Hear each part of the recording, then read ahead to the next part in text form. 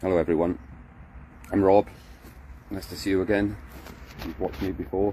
I'm a Welshman living in Cyprus, and I've had what's called an awakening event over the last 12 months or so, and I'm just trying to share my experiences with everybody from my own perspective, and if it resonates with everyone, that's amazing, because it certainly resonates with me, and I never would have thought that possible as the person that I was before all this craziness started.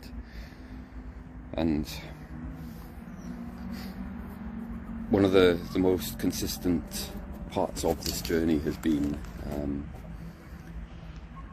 meditation in many different guises and forms, and it's made me more so of late really start to question what is it? What is meditation? Because, like I say, it's got so many different it's an overheading label for so many different aspects of the mind.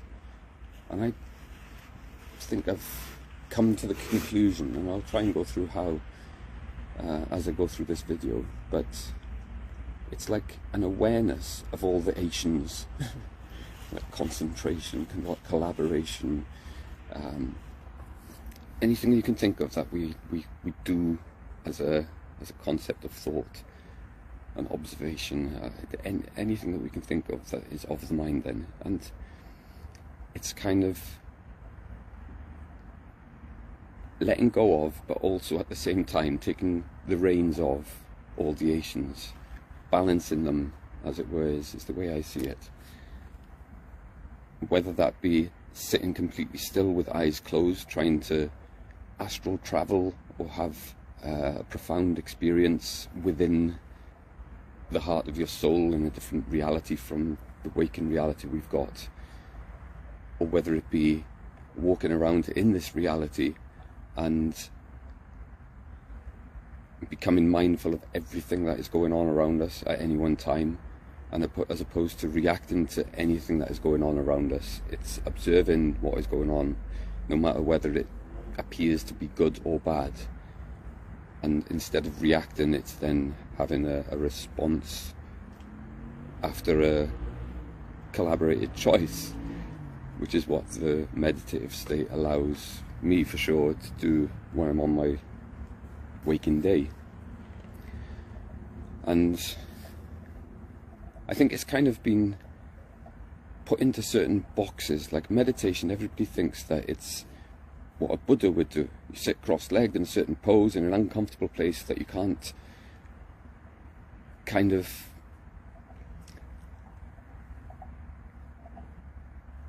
which I do agree with, having to do this, because everything of the mind is also overcoming everything of the physical. So yoga, I think, is very beneficial to allow us to see how much we can advance our bodies just through mindfulness, just through stretching further and further each time we do a certain pose, or having the balance refined each time that we do a certain pose. Or so it's bringing our mindfulness to the center, which allows us to control our physical aspects of our life as well. So I do agree with these different aspects. I'm not trying to disregard anything within this video. I'm just trying to inquire what meditation is and all the aspects of it, because I think people think that it's suffice to sit around for half an hour in the morning or half an hour in the evening, or maybe a combination of both, and just completely blank the mind for 20 minutes or 30 minutes while listening or performing mantras, and it will completely change the way that we perceive our lives. And whilst some of that is true, because we can have some very profound experiences if we allow ourselves to go deep enough into these meditative states,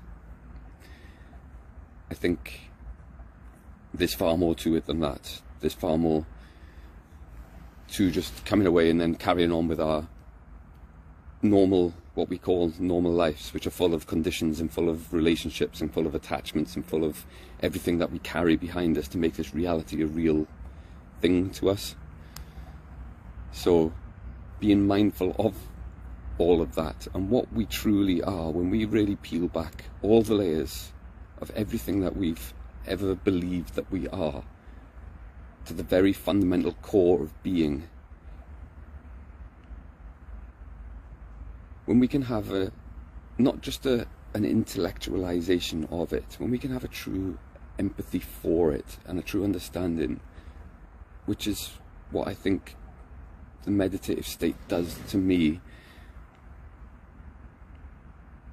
the more I question and query reality, it kind of allows me to be in a position where I'm receptive to the answers, and that can be,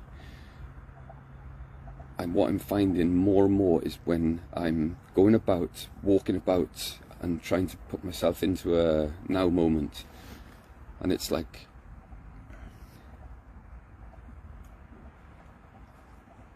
I can kind of feel the resonance coming off things. Like, for example, people that I'm interacting with, walking past, I feel the energy bodies, and I've discussed this in a different video, but actually being able to feel these things can change our perspective on what the cause and effect type of thing is. So we can like I say, be the observer and be the cause of our reality, as opposed to the effect of things that are going on around us. Take more it's not control, because it's letting go, and it's kind of the counterintuitive thing. And I've been used to counterintuitive things because I've ridden motorbikes quite a lot, to a high-ish level from my perspective, very high level from my perspective, and it's taught me a lot of things about counterintuitive things that we do. It's like on a motorbike, if you're going around a corner and you see a danger within the edge of the corner, like in the woods or something, as you see a deer there, and you choose to focus on the deer, that's where the motorbike will go. So you have to, if you stare at the danger, you'll go to the danger, and it's a hard fact of riding a bike, and you get used to not following the danger, not looking, being aware of the danger, but not looking at it and focusing on it, spotlight focusing on it. And if you look around to where you need to be to go around the corner, and things like that are counterintuitive. So if you look at the danger, you'll go there, and if you look at the clear sky and the open road, you'll go there. So it's where we put our focus. And this leads me back as well to, we always kind of have to practice meditation. We're always putting ourselves in a state of, I'm getting better, and I'm evolving, I'm doing it better and better all the time. And from a material aspect, a projection of ourselves, that is our ego improving all the time. I've been listening to a lot of Krishnamurti lately, and this has been my research into, part of my research into forming my own thoughts about meditation. And a lot of what he says really does resonate deeply about what is the fundamental core of reality then. And when we can strip back all the pieces, all the attachments, and that is even down to the conditions of, like, the atomic level, you know, if we hadn't attached the fact that there's quarks inside of an atom, the nucleus of an atom, they're all like attachments to make this reality a real thing. And even when it's down to the I am nothing, I am everything, that is kind of the core fundamental of it all, because you have to be everything to be able to conceptualize the nothingness. And it's like, almost, you see the symbology of it everywhere, from the infinity to the circle to the snake eating itself. It's like we're always constantly chasing our shadow side to be able to find out what we really are.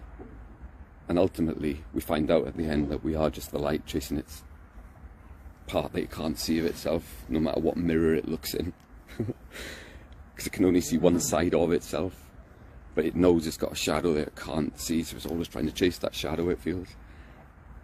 And I think that is, you know, when it comes down to the absolute fundamentals of it, we strip everything that means anything to us, including life, including future multi-dimensions, everything that we construct in our minds as a creative thought, as a way to make this reality meaningful to anything.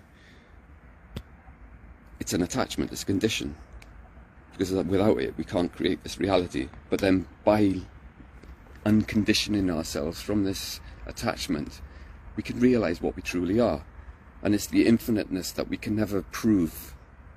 I think it's why, like in maths, if infinity comes up, it's like it puts everybody off. You can't have infinity because it's just a concept, but that's truly what it is, because we can never conceptualize it fully, no matter how much we understand what we are to the core level.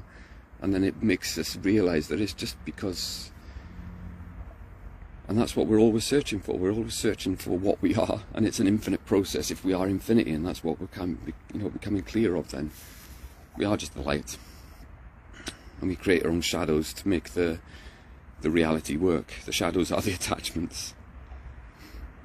Something else that Krishnamurti touched on as well was about even like emotions and perceptions. They're all still part of these attachments.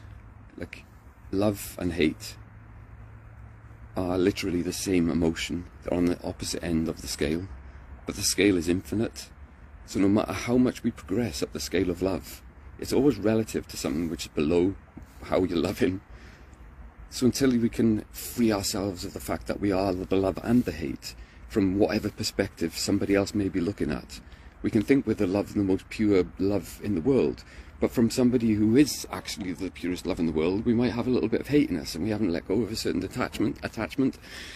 So even these scales of positive and negative dualities that we come across throughout our lives, and we think that we are these dualities, when we really come down to a core fundamental understanding of these dualities, and they're always going to be on a scale of relativity from a perspective, then we can step outside of them again, because we realize we are all of them. We're everything. We are the devil, we are the angel, we are the God, we are the Satan, we are just the whole thing. And yes, we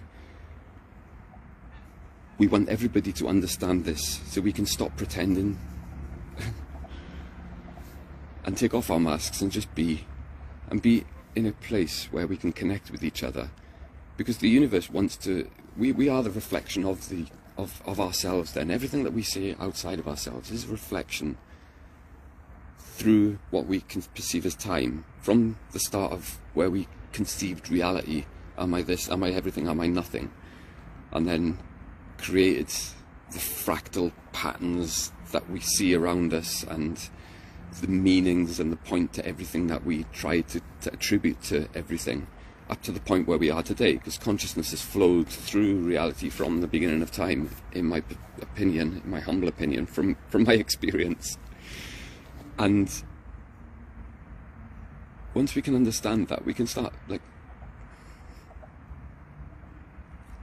conforming back to the laws of the universe, which create the beautiful Fibonacci sequence through the Mandelbrot of possibilities. And we can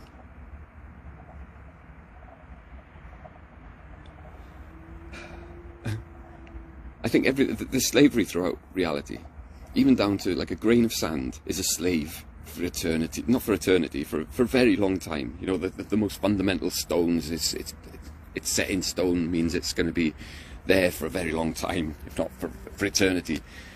So the stones, if we take ourselves down to the empathy of the stone and how it became from compressed fossils or whatever else it was into this hardened mass, if we can empathize with that stone, that it's going to be there for a very long time, that is pure slavery. That's the foundation of our roots of reality. And then it evolves through to the living things then, which we put more significance on, the ones that are more symbiotic, I suppose, more complex, and they've got this level of awareness that a stone may not have. Well, it probably won't have, because it's not as complex, it's not like aware of itself. And I think that's, it's very important to then realize what are the evolving consciousnesses in the world. And I think they are, our closest relatives then as a species are going to be the dogs, the cats, the farm animals, the more intelligent species that are kind of trying to conform to society at the same time. And live amongst the more advanced, as we perceive it, conscious beings. But at the minute we kind of treat all our animals as slaves as well, and we don't allow them as much freedom, I think, as what we could do if we were going to evolve properly with the accordance of the laws of the universe.